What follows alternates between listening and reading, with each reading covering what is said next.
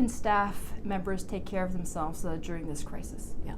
Well, I guess during this crisis is stressful for everyone. I think though, working at the MUHC, I think it's a tremendous privilege that we have to be able to help. I mean, if you think folks that are isolated at home and they're helping just by doing nothing, I think at this juncture, we can get a lot of comfort from the fact that we actually can make a big difference. And we know from research that what helps people get through these crises is really working as a team. Whether it's first responders, firemen, ambulance people, anything, working as a team, working together, taking care of each other. And I think that's the number one thing at work, is to really focus on the task at hand and focus on what helps your team accomplish that task.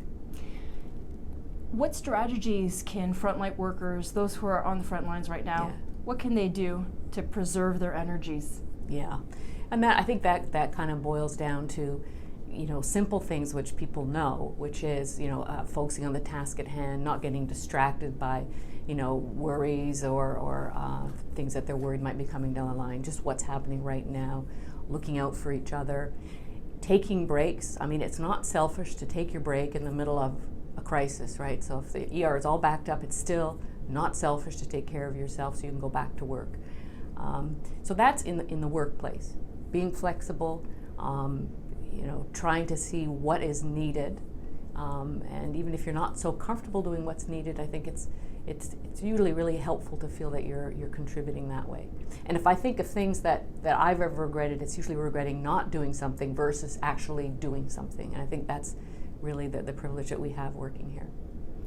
Speaking of support staff, what can they do to better deal with being asked to do different tasks that they might be asked to do in the coming days that are not their current role and that might actually take them out of their comfort zone? Yeah, that is a scary thing. That is a scary thing. And I guess, as I've said, I think if you're asked to do something and you're doing the best you can and you see that what the situation calls for, no one will fault you for that. And I find that's all over. If you look all over, people are doing things they don't usually do, to be able to help in the crisis, because no one can predict what's going to be helpful or what we're going to need.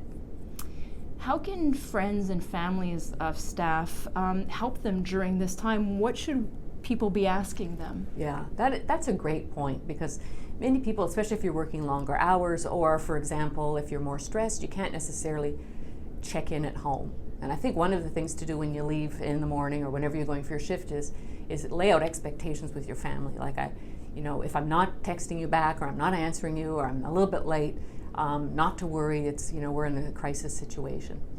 Family and friends, for their part, it's a big help if they can help, getting groceries in your house and walking the dog and doing the kinds of things, so that when you come home after a shift, that you can actually relax and enjoy what's happening and not feel you have to kind of rush out and buy stuff to fill the fridge. Okay. And finally, what are some emotional resilience tips that you can provide staff at this time? Yeah, so that, I'm thinking at work, I mentioned a little bit, really the real importance of feeling connected to who you're working with. That makes a big difference, looking out for each other. If someone seems a bit stressed, helping them out with that. In your off time, make sure it's your off time, right? Even if you've had a real tough day or a tough shift, when you get home, try to relax, do the things that you find pleasurable, connect with your family. Don't check your phone every 2 minutes to see what the next emergency is. You may want to just highlight who your important people are to get emergency calls or texts. But for the most part, don't become obsessive about that, because we need you the next day, so you need to kind of relax there.